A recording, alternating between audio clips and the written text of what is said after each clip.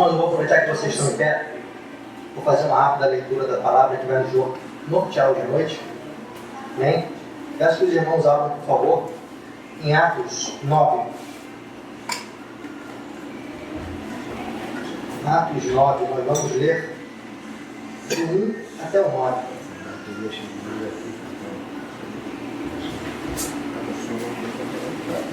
Para quem não conhece esse texto, ele vai falar do encontro que Paulo teve com o nosso Senhor Jesus Cristo. Quando os irmãos acharem, pode dizer amém, por favor, para eu poder continuar. Então, peço que aqueles que puderem estar de pé, essa palavra do Senhor. Assim diz a palavra, em Atos 9, versículo 1. E Saulo, respirando ainda ameaças e mortes contra os discípulos do Senhor, dirigiu-se ao sumo sacerdote e pediu-lhes cartas para Damasco, para as sinagogas, a fim de que se encontrassem alguns daquela seita, quer homens, quer mulheres, e conduzisse presos a Jerusalém. Indo no caminho, aconteceu que, chegando perto de Damasco, subitamente o cercou um resplendor de luz. E caindo em terra, ouviu uma voz que lhe dizia: Saulo, Saulo, por que me persegues? E ele disse: Quem és, Senhor? E disse o Senhor: Eu sou Jesus, a quem tu persegues. Duro é para ti recalcitrar contra os alimentes. E ele, tremendo e atônito, disse: Senhor, que queres que faça? E disse-lhe o Senhor: Levanta-te e entra na cidade, e lá te será dito o que te convém fazer. E os varões que iam com ele, junto a Paulo, pararam espantados, ouvindo a voz, mas não viam ninguém. E Saulo levantou-se da terra e, abrindo os olhos, não via a ninguém, estava cego. E, guiando pela mão, conduziram a Damasco. E este esteve 3 dias sem ver, e não comeu, e nem bebeu. Podeis assentar, meus irmãos. Antes de continuar, eu quero fazer uma rápida oração. Senhor Deus, obrigado por estarmos aqui reunidos como uma família, como igreja, para poder ouvir a Tua palavra. Mas eu te peço que tudo aquilo que sair, Pai, da minha boca, que não seja apenas informação, mas que sejam instruções do Teu Espírito Santo, para ministrar nessa terra que já foi arada e está fértil para receber a Tua palavra.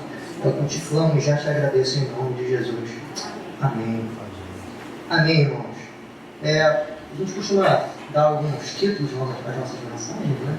Então, se hoje eu pudesse dar um título a essa mensagem, ele seria: Os custos de uma grande realização. Sim, os custos.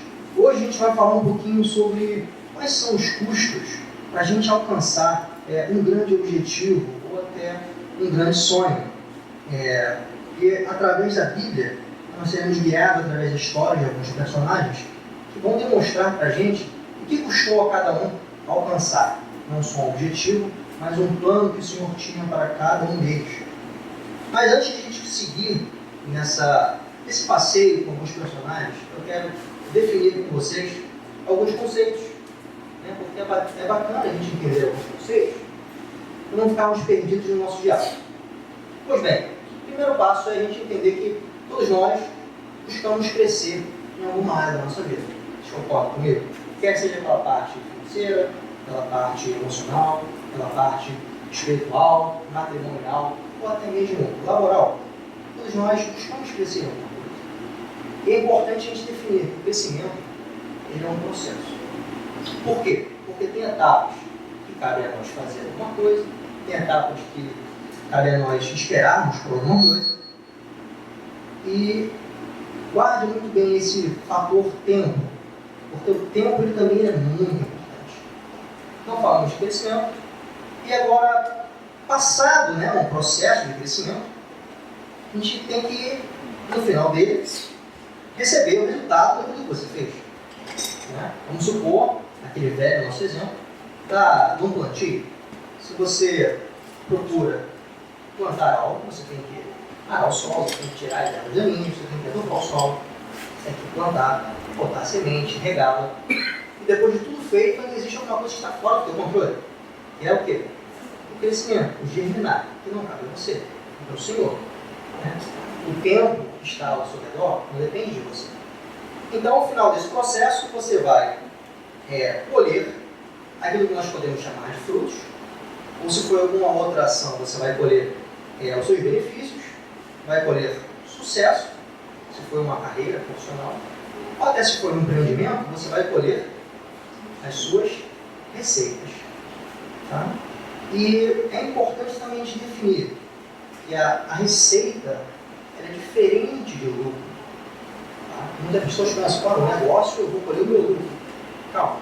O lucro nada mais é do que tudo aquilo que você recebeu de volta e você tirou os custos.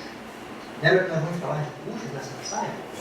Então, se eu estou pensando em colher o meu lucro, o meu benefício, eu tenho que pegar e tirar tudo aquilo que eu recebi em troca e tirar os meus custos. Até aí, tudo bem, gente? Parece uma simples aula de economia, né? Uma simples aula de negócios.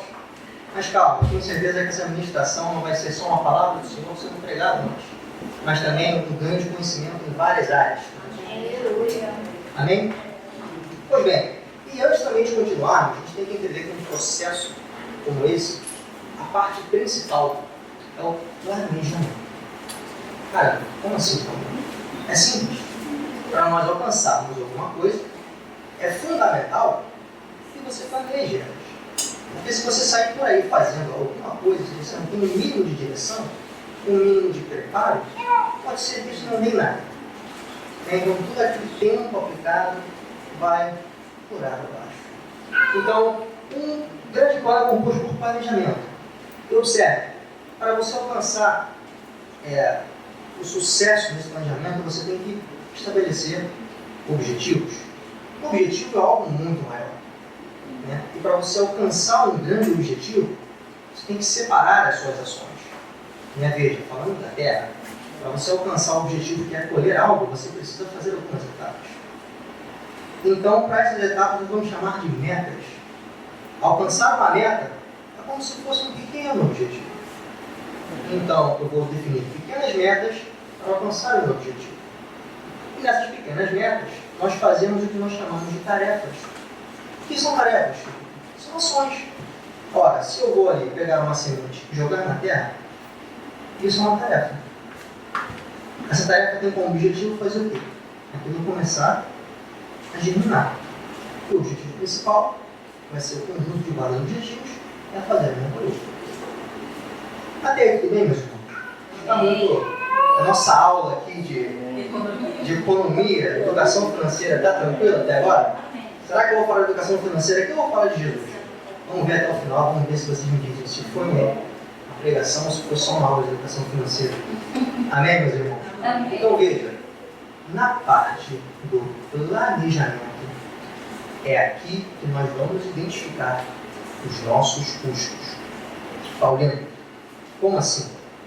É muito simples. Se eu não me planejar, eu não sei o que aquilo vai me custar. Então, é na fase de planejamento, é através de elencar cada tarefazinha que eu vou fazer, que eu vou conseguir ver o que vai me custar aqui. Bem, preciso comprar sementes, então eu tenho custo comprar sementes. Eu tenho que comprar um adubo, então bem, eu tenho custo do adubo. Então, isso é muito importante. E agora Jesus vai dar uma aula muito bacana para a gente sobre custos e planejamentos. Eu peço que vocês abram em Lucas 14, porque eu acho muito válido que, se você não tenha isso sublinhado na sua Bíblia, que você sublinhe agora.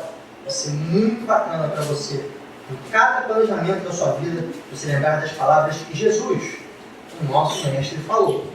Lá em Lucas 14, 26.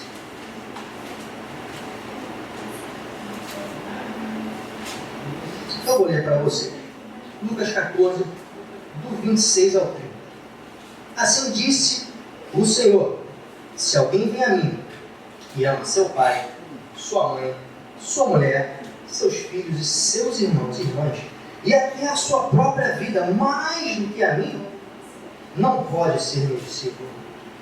E aquele que não carrega a sua cruz e não me segue, não pode ser meu discípulo. Qual de vocês, se quiser construir uma torre, primeiro não se assenta e calcula o preço, para ver se tem dinheiro suficiente para completá-la? Pois, se lança o alicerce daquela torre e não é então capaz de terminá-la, todos os que virão de você, dizendo, olha, este homem começou a construir e não foi capaz de terminar. Paremos por aqui. Aqui, Jesus primeiro está mostrando os custos de um discipulado. Ele está mostrando para a gente qual é o custo que é necessário você entender antes de você começar a ser o seu discípulo, antes de você começar a andar com ele e cumprir um dos mandamentos que ele nos dá, é pregar o Evangelho. Então veja, realmente, se você hoje quer pregar a palavra, quer andar com o Senhor Jesus, quer ser o seu discípulo, você tem que ter isso em mente. Que você não pode amar simplesmente seu pai, sua mãe, ou seus irmãos mais do que o Senhor, porque muitos sacrifícios virão.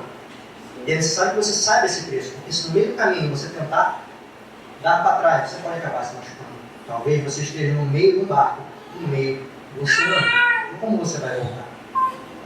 Então, primeiro ele fala da importância de você elencar, saber os custos, os planos que você está fazendo. E depois ele diz sobre o planejamento. Olha que interessante, ele fala, olha aquele que, ao tentar construir algo, não faz o mínimo de planejamento. Ora, se o Senhor Jesus está falando isso, está muito explícito na Bíblia, eu tenho plena certeza, meus amigos, que é importante vocês guardarem isso no coração de vocês. Jesus mostra os custos do discipulado e a importância do planejamento para uma grande realização. E agora, um ponto muito importante, meus irmãos, sobre a nossa mensagem de hoje. Como eu falei, é quanto custa. Que é um erro muito comum, a gente quando vai entrar para fazer um negócio, para alcançar alguma coisa, é um erro muito comum a gente não avaliar todas as variáveis, todos os custos que estão realmente envolvidos no processo. Vocês querem um exemplo? Quantos aqui tem um carro? Pode levantar. Amém. Glória a Deus. Alguns não têm, tudo bem. Mas quantos aqui talvez já passaram por alguma reforma dentro de casa ou na família? Pode levantar a mão. Começou a aumentar. Muito bem, vamos falar de carro nesse momento. Quantos de vocês ao comprar um carro pensaram que vocês teriam que pagar IPVA, vocês teriam que pagar seguro, vocês teriam que pagar a prestação, já que só todo mundo lembra, teriam que pagar o DPVAT, teriam que pagar, o que mais aqui? Manutenção, combustível, essa igreja fala e braga na terra, glória a Deus. Quantos de vocês, quando foram comprar um carro, ou até mesmo uma moto, pensaram nesses 6 custos?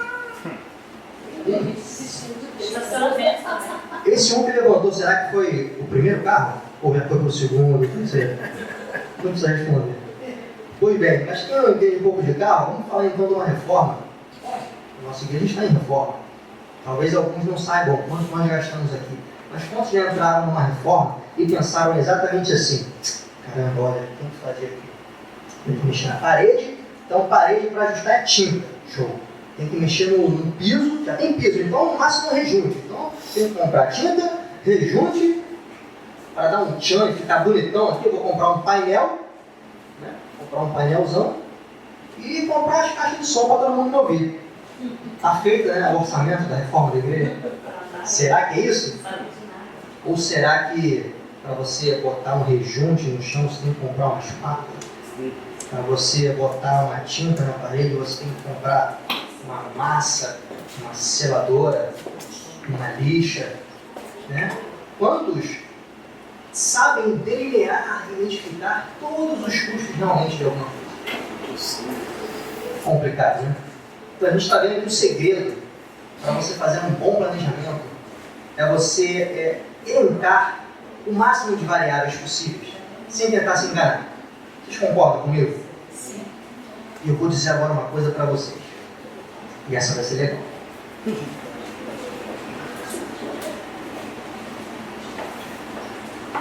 O que a gente costuma fazer na hora de elencar as variáveis?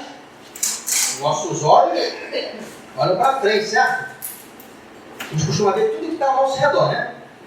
Tá aqui, você tem que me ajudar, você vai fazer isso, você vai fazer aquilo. Mas olha para mim agora, como eu consigo fazer isso aqui, ó, olhar para dentro? Né? Pegar, virar o olho assim, né? Se autoexaminar? Alguém já fez isso? Será que nesse processo de fazer um levantamento, ele levar todas as variáveis, vocês olham para dentro? vocês olham só para fora. Eu digo para vocês, meus irmãos, que a parte mais difícil é a gente olhar para dentro na hora de ver as variáveis que nos afetam primeiramente. Sabe o que o Senhor Jesus diz lá em Lucas 6, do 41 ao 42? Eu peço que você, se puder, abra sua Bíblia também, não tem problema. Eu vou ler rapidinho, depois eu repito para vocês. Lá em Lucas 6, no 41, o Senhor Jesus, não é um profeta, não é um personagem, é o nosso Senhor Jesus. Ele diz assim: porque você repara no cisco que está no olho do seu irmão e não se dá conta da viga que está em seu próprio olho?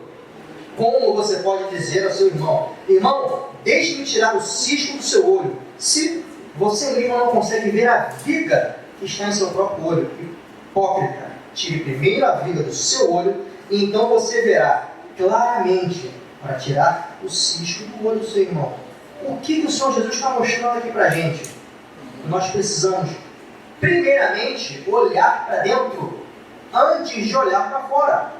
As variáveis que estão dentro de nós, elas são muito mais importantes ver primeiro do que está fora de nós. Se eu quero fazer alguma coisa, se eu quero alcançar um grande plano, antes de olhar para aquilo que está ao meu redor, eu tenho que olhar para mim, Senhor.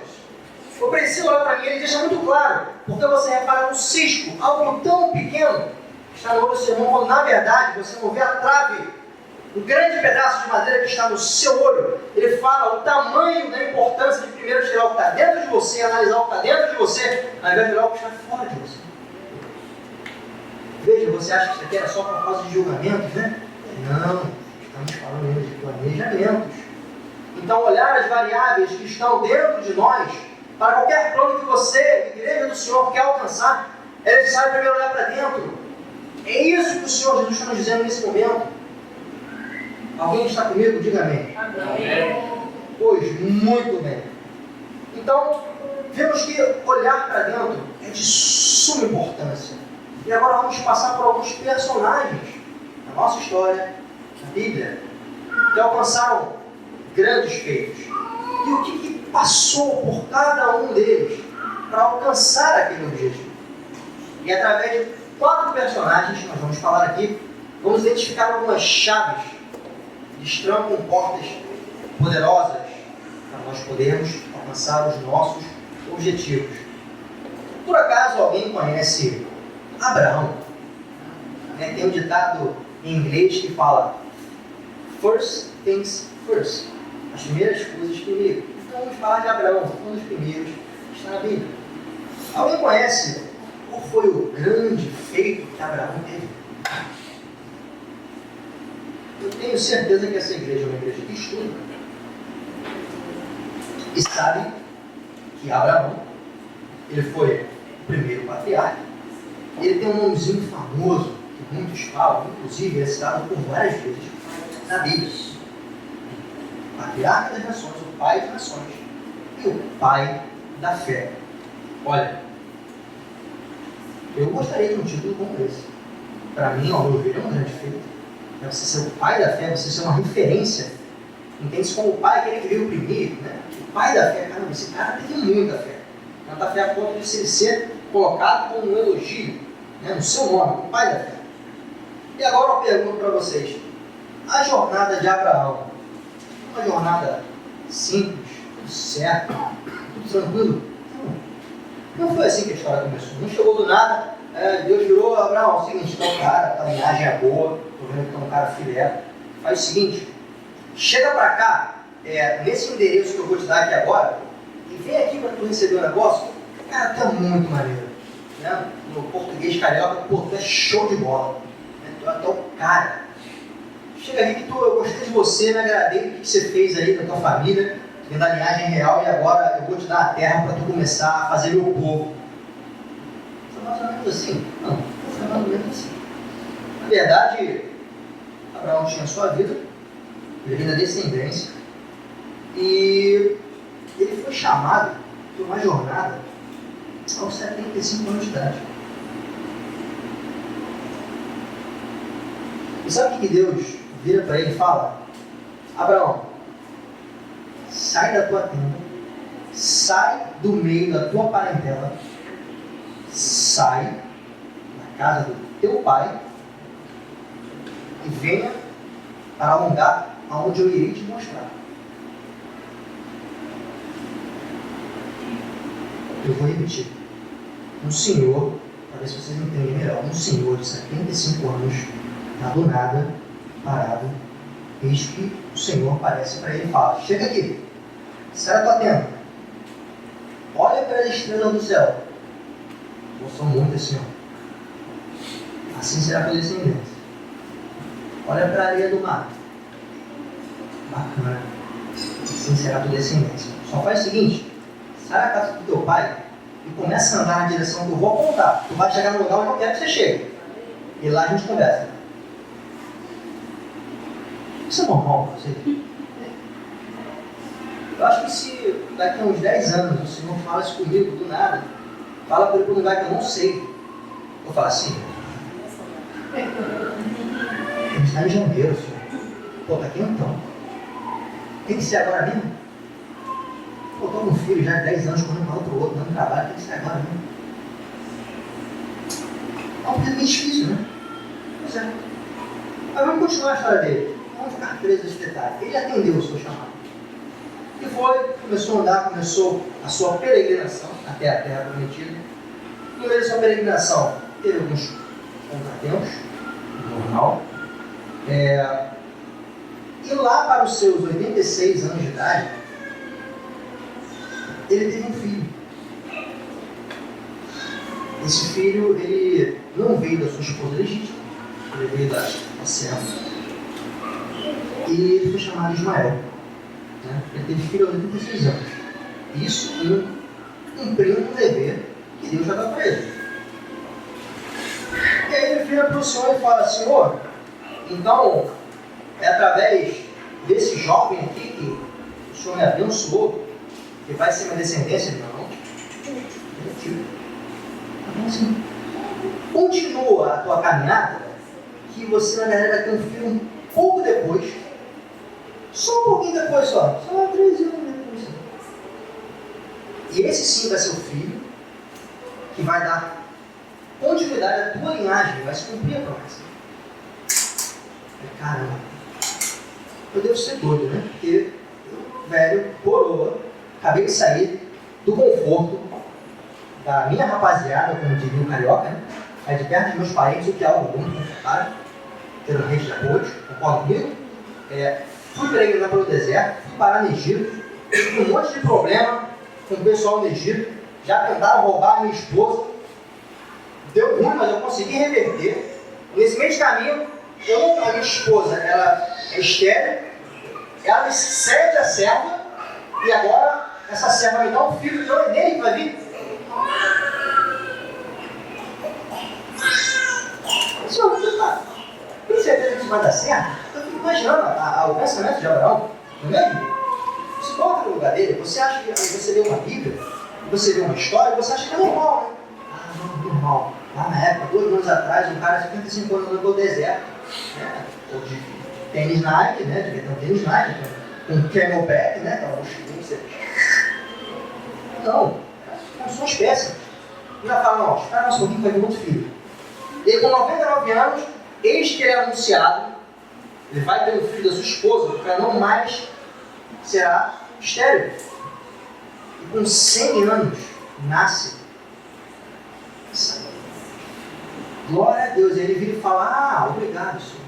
Então, esse carinha aqui, que acabou de nascer, que vai dar bom esse plano. Obrigado. E aí eu não sei porque Deus não conta quanto tempo depois ele fez o que a gente vai lembrar.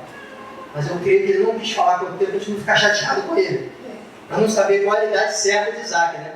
Mas depois de um tempinho, a Bíblia fala: durante um tempo se passou, e eis que o Senhor aparece a Abraão e fala: agora, seguinte, falei contigo 3 anos atrás, agora um tempo atrás também falei contigo, estou falando contigo agora de novo. Senhor, isso não existe, obrigado, fala comigo. Ele vai falar só: eu quero teu filho.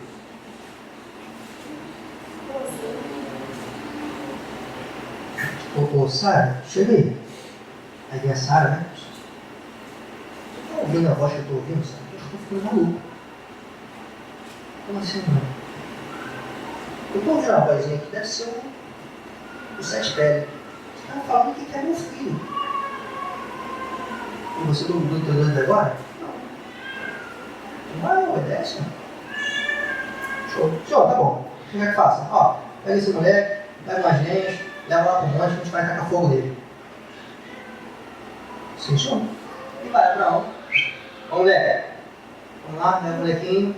Vai subir no monte, vai chegando no monte, o moleque vai olhar pra cara dele. E aí, pai, o que a gente vai fazer? Vamos fazer um sacrifício ali rapidinho e tal. Eu tô vendo aqui, tem madeira e tal, bonitinho, mas eu não sacrifício. Então, moleque, vai arrumando aí, vai arrumando a parada, vai arrumando o altar, que a gente vai falar já sobre isso. Vemos no próximo capítulo.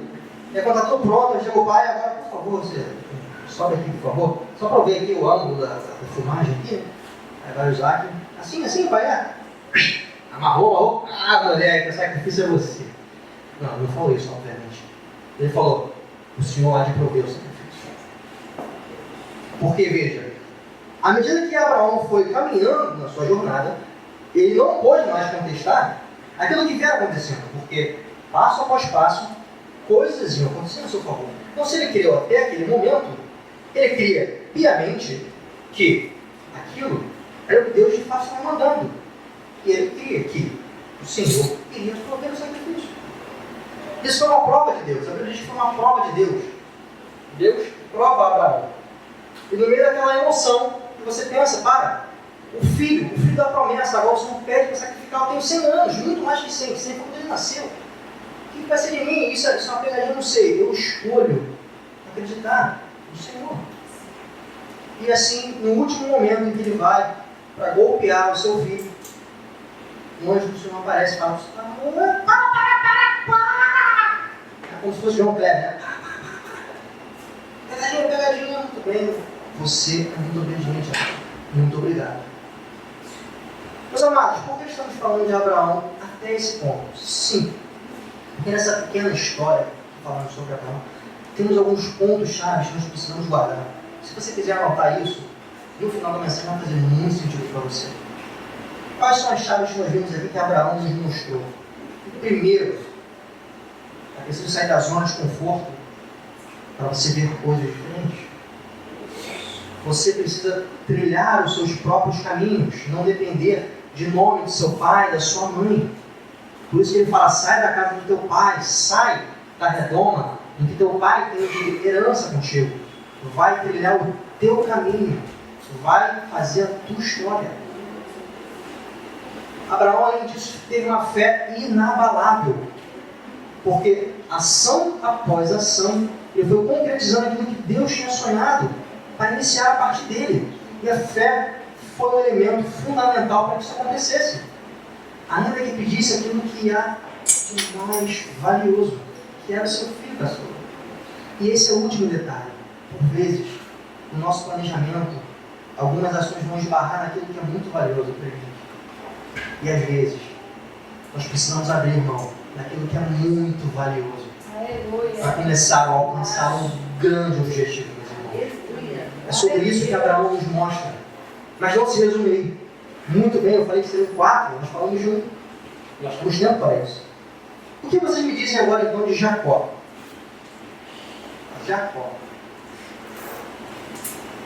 Eu pedir, se possível, estou falando a beça, eu estou acostumado a falar muito da minha esposa.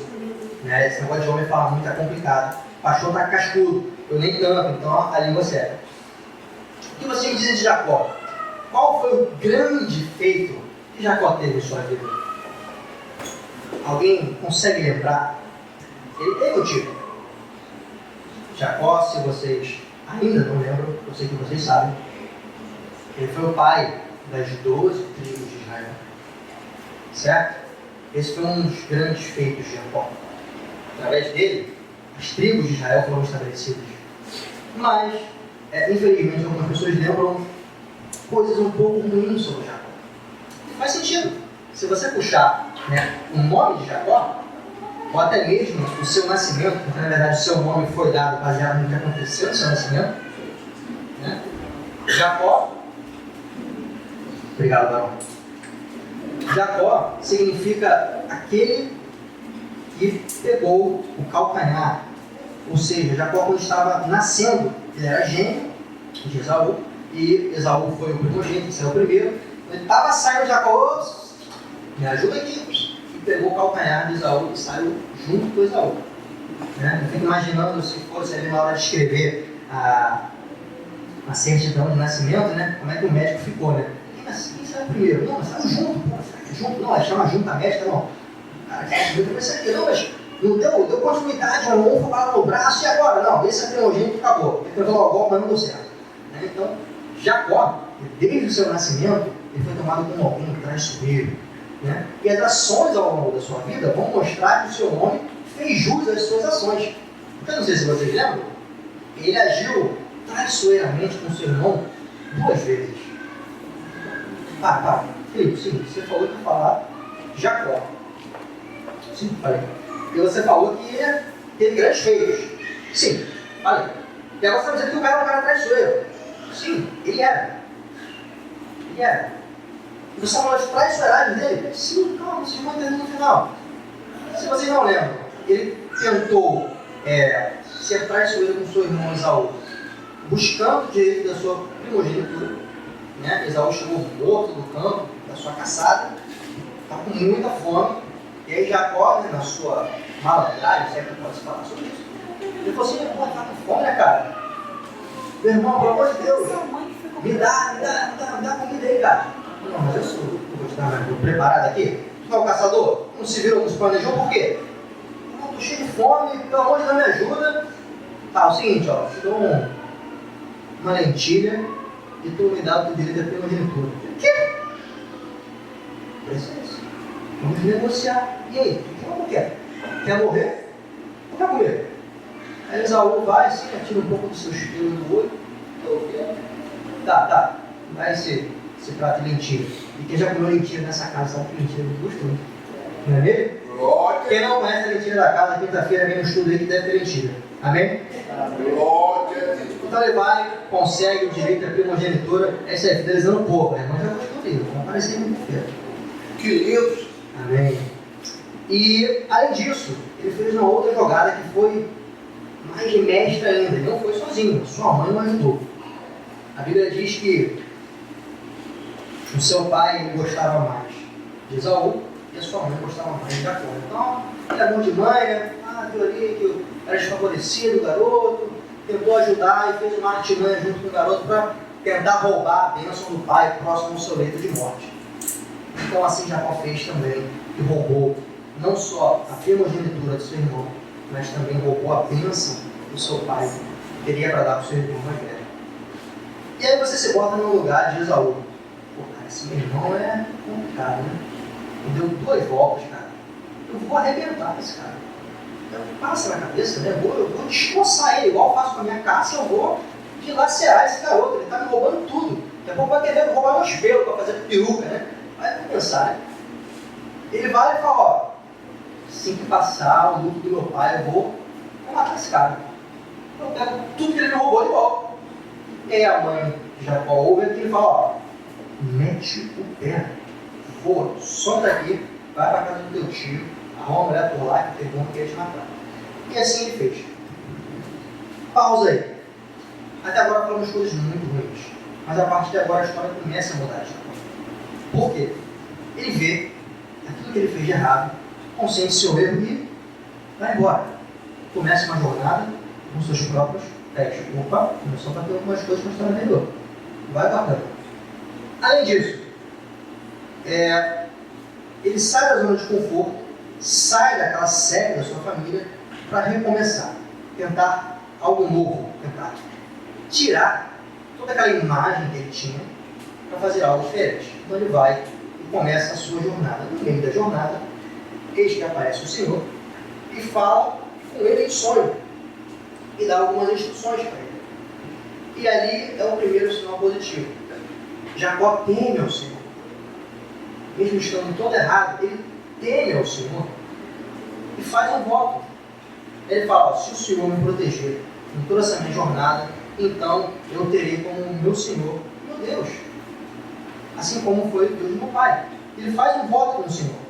E depois dali ele trabalha na casa dos seus parentes durante 20 anos. 7 anos para conquistar a sua esposa. Olha como a história vira, né? Parece que o jogo virou, não é mesmo? Ele vai trabalhar 7 anos para ter direito a menina que ele queria. Só que alguém fez uma coisa traiçoeira com ele. Ora. E aí o pai dessa menina fala assim, ó, pô cara, aqui tem uma regra, a gente tem que falar, né, que a gente não pode dar a filha mais nova antes, ó, a filha mais velha antes da filha nova. Pô, tá bom, cara. Consentiu aquilo, não ficou chateadinho, né, como eu diria, e aceitou. Então tudo bem, agora eu trabalho então mais 7 anos para ter aquela a quem eu desejei me casar. Tudo bem, passam-se 14 anos. E dali ele começa agora a tentar sair e ele não vai deixar. E começa um jogo de negociações, não, você fica aqui, eu estou no rebanho, você precisa se estabelecer, e passam-se mais 6 anos, ou seja, 20 anos se passam, e Jacó agora tendo que se consertar, mas agindo reto conforme o Senhor. Veja uma mudança de história aqui. E passado isso, a história se termina de maneira que Jacó consegue se afastar dos pais das meninas, ele leva o seu povo e fala assim, bem, agora eu tenho que sair daqui, porque eu estou muito próspero, meus rebanhos prosperaram, cresceram, deram cria, isso não pode ficar na mesma terra. Eu tenho que sair daqui e voltar para a terra dos meus pais. O Senhor Deus me mandou sair daqui. Eu tenho instrução. Só que para eu voltar para lá tem um problema não, né? Porque meu pai está lá, vocês estão mortos não, e o meu irmão, né? O meu irmão, né? Caçador, mata os outros, mata bicho, mata gente. O que eu faço agora? Jacó, ele tomou a decisão de enfrentar os fantasmas do passado. Ele tomou a decisão de ir atrás e consertar o seu erro, ainda que aquilo desse medo para ele. E isso é um ponto muito importante que nós precisamos entender. Que algumas vezes na nossa vida nós temos pendências em aberto, pendências às vezes muito grandes na nossa vida. E para nós alcançarmos aquilo que é o nosso sonho, o nosso objetivo, nós temos que voltar e passar por umas estradas que se cruzam com esses problemas. E infelizmente muitas pessoas às vezes tomam a decisão de se acovardar e preferem não passar por onde erraram, com medo de ter algum problema maior, e se acovardam e deixam de alcançar aquilo que tanto sonham. Estão entendendo, meus irmãos? Amém. Amém? Isso é um ponto muito importante. É uma das chaves que nós vamos falar no finalzinho dessa parte de Jacó. Nós não podemos temer aquilo que ficou de errado em aberto no nosso passado, muito pelo contrário. Nós precisamos consertar. E nesse momento, Jacó, ele elabora um plano, ele faz um planejamento de como voltar para tentar alcançar a graça do seu irmão Saul. Então ele faz um bem bolado, né, de pegar e mandar pequenos grupos à sua frente com presentes. Tem toda uma história muito bacana sobre negociação, né, de forma de acalentar, acalmar o coração, acalmar a fúria daqueles que foram magoados. E no final, antes de fato voltar a encontrar Esaú, ele passa a primeira parte da sua família, passa a segunda parte, e acontece algo fantástico, porque eu quando parei na Bíblia para ler aquilo, eu falei, não é possível, para. Como assim? Simplesmente, depois de passar todos pelo rio, Jacó fica um tempo sozinho, meditando, orando no Senhor. Depois disso, quando está a sós, ele vai cruzar o rio, e eis que aparece um homem, e a Bíblia diz, eis que o Senhor aparece, e luta com Jacó, de tarde até o amanhecer. Como assim? Felipe, como assim? Eu sou inventando, está na Bíblia. E o mais fantástico, a Bíblia diz que Jacó luta incessantemente. Próximo do amanhecer, quando o Senhor vê que não consegue derrotar Jacó, meu Deus, ele vai e olha, já traiçoeiro, né? Mas tem mais uma pegadinha para você aqui agora. Pega aí. Toca a coxa de Jacó. Ora, Jacó pegou o calcanhar. O Senhor foi mais em cima. Ele não foi na inserção, ele foi na origem. Ele toca a coxa de Jacó. E ali ele fica coxo. E obviamente, aqui com o coxo, né, ele fica estabilizado, não consegue mais fixar sua perna direita. Ele supostamente teria perdido, mas a Bíblia fala que o Senhor vira para ele e fala: eu te abençoo, porque você lutou contra homens e contra Deus e venceu. Não se tratava da força de Jacó, mas o quanto ele insistia ao longo do tempo para ir atrás daquilo que estava causando medo a ele. E ali, o Senhor profeticamente declara: vá, porque você venceu contra homens. Venceu contra o Senhor. Já estava declarando que a guerra dele com o seu irmão estava vencida. Ele poderia passar. Tudo estava resolvido, porque o Senhor já tinha tomado conta, tinha provado ele naquele momento a decisão de lutar com seus problemas do passado. Aqui nós temos algumas chaves que Jacó nos ensina. A primeira delas, assumir as nossas consequências. Por vezes erramos e temos que aceitar o nosso erro e arcar com as consequências do nosso erro. Depois disso, nós temos que ter paciência e integridade para cumprir cada uma das metas que nós estabelecemos para chegar no nosso objetivo. Vocês lembram que nós falamos de metas? Cada tarefa que Jacó vai fazendo: cuidar do rebanho, fazer crescer, tirar os animais que eram dilacerados pelas feras, eram pequenas tarefas que iam alcançar a meta de conseguir liberar sua esposa. Depois, com a esposa liberada, ele podia enfim alcançar o seu objetivo, que era sair da casa do amor. E então ele poderia cumprir o seu grande plano, que era voltar para a região dos seus parentes, onde Deus tinha mandado ele voltar. Paciência e integridade para cumprir os objetivos. E por fim, nunca esqueçam de resolver aquilo que está em aberto no passado de vocês. Quer seja um irmão que vocês possam ter machucado com palavras, quer sejam situações com parentes, quer sejam dívidas. Coisas como essas são muito importantes e o Senhor espera que cada um de nós possamos resolver isso para voltar a alcançar o grande objetivo.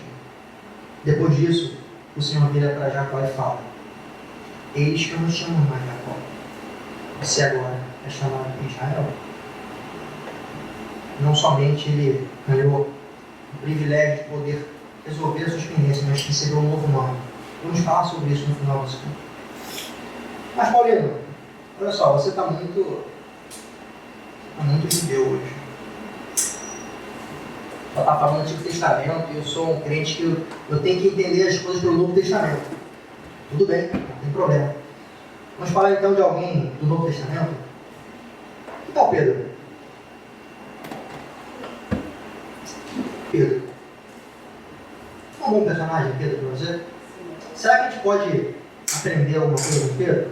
Sobre custos, sobre planejamento, né? É uma aula financeira. Eu falei isso aqui é uma pregação, né? É uma hora de educação financeira, é isso? O que Pedro tem para nos ensinar? Qual foi o grande feito que Pedro atingiu depois que Jesus ascendeu aos céus? Como Pedro é conhecido positivamente? Ele foi um grande pregador, mas Pedro foi um dos fundadores da igreja em Jerusalém. Pedro foi um dos líderes, dos apóstolos em Jerusalém. Pedro foi o cara que Jesus Cristo deixou no comando em Jerusalém para dar continuidade ao Evangelho para os seus. E ele, não só isso, foi um grande pregador. A palavra diz que a sua primeira pregação converteu mais de 3 mil homens. Cara, mas esse Pedro não é aquele Pedro intempestivo, cheio de problema, que cortou a orelha dos outros, que fazia assim, e assado, e vivia tomando uma chamada de orelhas. O que aconteceu no meio do caminho? Bem, Pedro foi chamado por Jesus quando pescava. Né? E nós vimos que ele tinha um temperamento um tanto quanto instável, mas não deixou ser soberbo. Veja, eu posso ser muito intempestivo, eu posso agir muito pelas minhas emoções, mas se eu sou uma pessoa que eu estou disposta a pegar e ouvir, glória a Deus, eu não sou obstinado. E Pedro não era obstinado. Pedro foi uma das poucas pessoas que teve ousadia de lançar-se às águas enquanto Jesus vinha em direção ao mar. Pedro foi um dos poucos que teve uma ousadia tanto de se lançar nas águas. Jesus vinha na direção dele andando. Assim, cara, é o meu Senhor. Senhor, me permita ir contigo. Ah, Pedro, né? Pô, foi. E começou a ir. E começou a andar. Meu amigo, uma pessoa como essa, no mínimo é se admirar. Porque você pode falar tudo de ruim sobre Pedro. Naquilo que ele deixa claro. Tempestividade, agir pelas suas emoções. Mas você tem a ousadia que ele teve? Guarda essa palavra ousadia. Pois bem, além disso, Pedro, ele andava muito próximo de Jesus. E por causa disso, ele teve experiências muito diferenciadas. Um exemplo delas, ele poderia ir com Pedro, Tiago e João, dar uma voltinha com Jesus lá no monte. E lá no monte ele pôde ver um negócio que poucas pessoas viram. A transfiguração de Jesus e a vinda de mais alguns dois personagens para um papo celestial. Ele ficou tão abismado quando ele falou, meu Deus, é isso aqui, cara. Vamos ficar aqui para sempre, aqui, senhor, vamos fazer cabana aqui. Pedro, não, isso aqui é só o início, senhor, não. Meu Deus, eu quero estar contigo, Senhor, porque se eu estou perto de ti, eu estou vendo quando começa. Glória a Deus, eu quero ficar contigo. Pedro andou próximo de Jesus a ponto de ver coisas que outros não viram. E de um simples pescador, ele conseguiu se transformar após a sua redenção ao Senhor Jesus. Após negar Jesus, ele conseguiu alcançar a graça e o perdão do Senhor. Mesmo diante de tantos erros, meus irmãos, mesmo diante de ter negado 3 vezes o Senhor, Pedro não fez como Judas, que diante do erro escolheu o caminho mais fácil, não aceitar e escolheu a morte. Pedro seguiu a sua vida. E quando Jesus aparece para ele, ainda pescando de novo, né? Porque Pedro era pescador. Depois que tudo aconteceu, Jesus foi crucificado, eu tinha negado Jesus, já era, estou perdido, estou largado, eu perdi o jogo. E ele vai, enquanto pescava, Jesus aparece, chama aqueles homens que estavam pescando, Pedro olha, o Senhor. E agora? Eu vou ser confrontado com coisas do meu passado. O que eu vou fazer? Ele pega um cachorro que a gente brinca, bota a cabeça das pernas, se aproxima e chega lá em terra. Jesus vai, arma aquele churrasquinho de peixe. Ei, Pedro, o Senhor, tudo bem? Você viu o cachorro quando faz besteira, né? Que faz assim, né? Oi, Senhor. Pedro, tu me amas. Na lata. Senhor, eu te amo. Não passando tudo isso por isso. Pedro, tu me ama? Sim, Senhor. Eu te amo. Não seja a fundação do mundo, seja a rocha do mundo. Pedro, tu me amas, Pedro? Senhor, tu sabes todas as coisas, tu sabes que eu te amo. Está perdoado, Pedro. Obrigado por não ter fugido, por ter coragem, Pedro. E aí, lança uma palavra linda sobre Pedro. O que a gente pode aprender sobre Pedro em relação a isso? Quais são as chaves que a gente consegue guardar em relação ao que Pedro, aquele homem tão falho, mas que na hora de tomar decisões, tomou as decisões certas, que ele pode nos ensinar? Que você ouvir atentamente as repreensões é algo muito importante. Você ter ousadia é um fator fundamental para você viver coisas diferenciadas. E 3, você estar próximo de Jesus. Quanto mais próximo você estiver, mais coisas fantásticas você vai ter a oportunidade de viver, vivenciar, experimentar. Aleluia, glória a Deus. Amém? Amém. Meus irmãos, isso aqui não é brincadeira, eu não estou inventando, isso aqui é Bíblia. Se você guardar isso no teu planejamento, se você elencar isso como os custos que têm que ser tomados antes de tomar qualquer decisão na sua vida, você não vai ter um caminho de derrota. Porque nós estamos falando de 3 homens até agora que só viveram coisas fantásticas. Amém. E agora eu termino falando do último personagem, que foi o nosso início da mensagem. No final, se conecta com isso. Vamos falar de Paulo.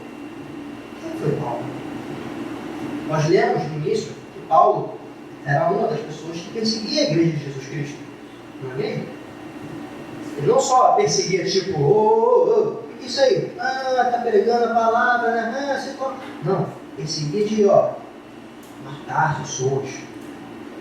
Matar, caçar, levar para prender. Era sobre isso que Paulo fazia. Paulo era um fariseu, era um estudioso da palavra, era um mestre da lei, era uma das pessoas mais letradas dentre os fariseus, estudou nas melhores escolas, na melhor linhagem dos fariseus, que era Gamaliel. Era o cara que sabia, brincando aqui, né, na área do direito, por exemplo, era uma pessoa que sabia, cabo a rabo, por exemplo, vai de reto, vamos brincar assim, né? Cada lei, cada vírgula, cada brecha, pro bem ou pro mal. E Paulo perseguia a igreja de Cristo, e em dado momento, Cristo vira para ele e fala: Paulo, quem é tu, Senhor? Eu sou Jesus, a quem você persegue. O que está acontecendo comigo? O que está acontecendo, cara? Foi para isso que você estudou tanto? Foi para isso que você foi tão bem educado? Para usar tudo a favor dos homens? Paulo, você está vendo as coisas da maneira errada, Paulo. Vou fazer o seguinte com você, Paulo. Para de ver. Cessa a visão. Cego. Cai do cavalo. Desce do cavalo. Não, desce não. Cai. Cai. Você está colocando muitos homens acima do que é correto. E durante 3 dias e 3 noites, Paulo foi ministrado pelo Senhor. A Bíblia diz que ele não comeu e nem bebeu. E o Senhor disse: vá até um lugar, que lá eu vou te dizer o que acontece. Ora, quem não consegue ver, tem uma limitação muito grande. Ele foi conduzido por pessoas. E sabe o que aconteceu? Ali ele foi restabelecido sua visão. Naquele momento, Paulo depois volta a enxergar. Sabe qual foi a primeira coisa que ele fez? Isso ele comeu, gente. Na pegadinha, ele comeu, estava cheio de fome. E depois, sabe qual foi a segunda coisa que ele fez? Levantou, tirou as escamas que estavam nos seus olhos, e agora enxergando claramente na visão de reino, ele sai, pega a direção contrária de onde ele estava indo e começa a pregar a palavra de Cristo. Eu vou repetir. Paulo, depois de poder comer, ele pega, eu estava indo para lá, né? Ótimo. Agora é o seguinte, estou todo errado, né? Lá não. É aqui, ó, direção oposta. Vira e deixa para trás tudo aquilo que ele estava fazendo e anda na direção oposta. E começa a pregar a palavra de Jesus Cristo para onde quer que ele passasse. E as pessoas olhavam para aquilo e falavam: cara, esse cara é maluco. Ele estava agora aqui falando de aprender todo mundo, agora está falando de Jesus Cristo. Que isso, cara? Isso é cilada, isso é armadilha? Não, isso é o poder de Deus. Isso é o poder de Jesus Cristo, meus irmãos. O que Paulo está mostrando para a gente aqui é simples, é muito simples. Às vezes, a nossa visão está tão fechada para os nossos interesses que a gente não está conseguindo enxergar aquilo que realmente precisamos ver. Estamos fazendo tudo certo da maneira errada.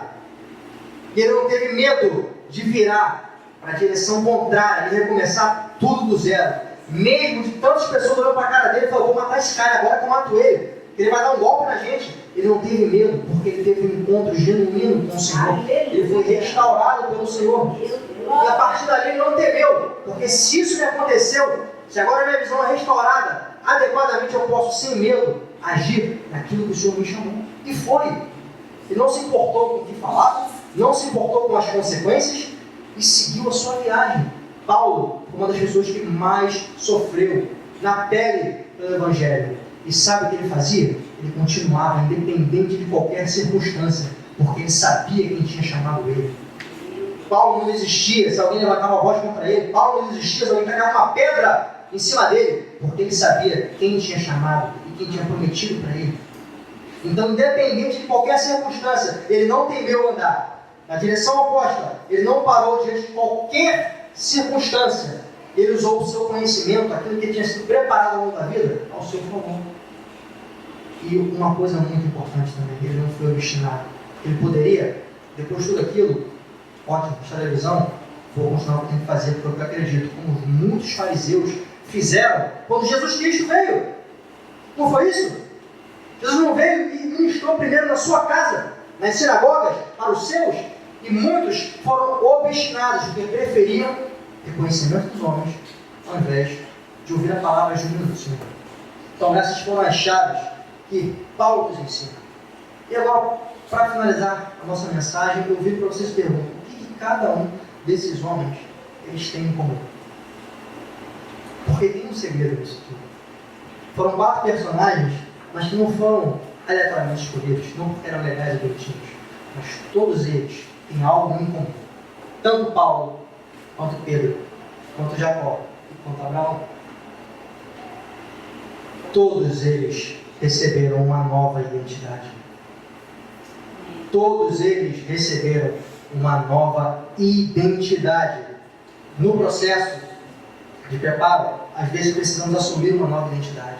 Deixar para trás aquilo que era de errado. Deixar para trás como nós éramos conhecidos. Romper com barreiras do medo, romper com barreiras do preconceito. Por vezes, nós temos que assumir realmente uma nova identidade. E esses 4 homens foram chamados por Deus e assumiram uma nova identidade. Inclusive, 3 deles receberam um nome novo do Senhor.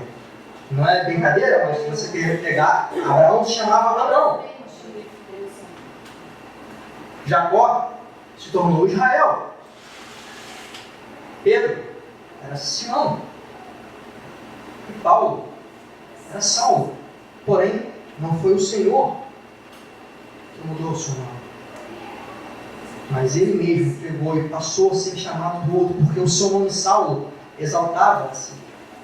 E quando ele começa a se chamar de Paulo, ele fala, eu sou o menor. Então ele assume uma nova identidade. Então vejam, meus irmãos, quando alguém se torna militar, você recebe uma nova identidade. Quando você vai se tornar um advogado, você recebe uma carteirinha da ordem, que você é um advogado. Quando você vai, talvez, se tornar um juiz, você recebe a sua carteirinha de juiz. E aquilo te dá uma identidade. Até quando alguém se casa, você tem que fazer uma nova identidade, porque agora você não é mais uma pessoa qualquer, você é unida a outra. E a identidade, ela está ligada diretamente com uma missão. A tua identidade, ela diz muito sobre você, ela fala sobre um propósito, sobre uma missão. Mas, meus amados irmãos, somente uma pessoa, somente uma é capaz de, além de te dar uma nova identidade, apagar tudo do zero e te dar um novo nome. Somente através de Jesus Cristo, nosso Senhor e Salvador, você é feito como uma nova criatura. A palavra diz que, através de nosso Senhor, você pode largar as suas velhas vestes e se tornar um novo homem. É somente através dele que todos os seus pecados, os seus problemas são perdoados, deixados para trás. Para você não somente alcançar uma nova identidade, mas sim ter um novo nome, o nome a qual ele te chama, desde o ventre da tua mãe. Amados irmãos, e hoje vocês são chamados, mais uma vez, a não mudarem os seus nomes, mas sim assumir uma nova identidade diante do Senhor. Vocês são chamados pelo nome. Vocês hoje não são mais criaturas. Vocês têm o privilégio de ser chamados, não só servos, mas filhos de Deus Altíssimo.